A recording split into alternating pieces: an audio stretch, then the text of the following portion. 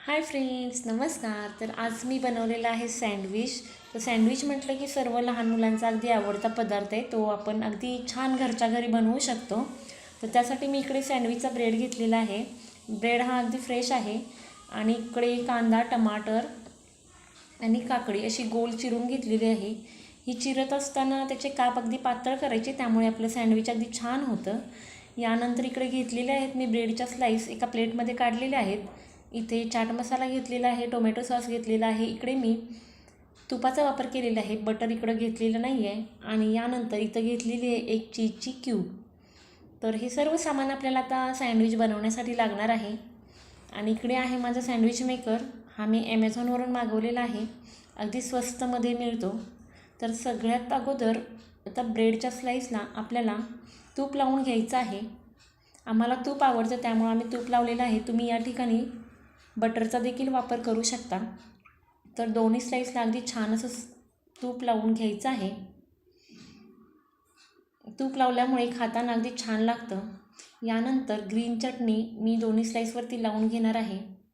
Green चटणी मी पुदिना, कोथिंबीर आणि मिरची याची बनवलेली आहे. ग्रीन चटणीचा वापर थोडा कमी केलेला आहे, कारण माझ्या मुलीला कमी तिखट आवडतं. यानंतर टोमॅटो सॉस देखील दोन्ही स्लाईसला लावून घेतलेला आहे. यानंतर आपण तयार केलेले काप यावरती छान असे ठेवणार आहोत. इथे मी बटाटा वापरलेला नाही आहे. नंतर चीज आपल्याला याच्यावरती किसून टाकायचं आहे. तर अशा प्रकारे पूर्ण एका स्लाईसवर मी असं चीज किसून टाकलेलं आहे. तर पाहू शकताय अशा प्रकारे चीज स्प्रेड केलेला आहे. आणि मी थोडासा चाट मसाला देखील यावरती स्प्रेड केलेला आहे, त्यामुळे सँडविच खाताना अगदी छान लागतं.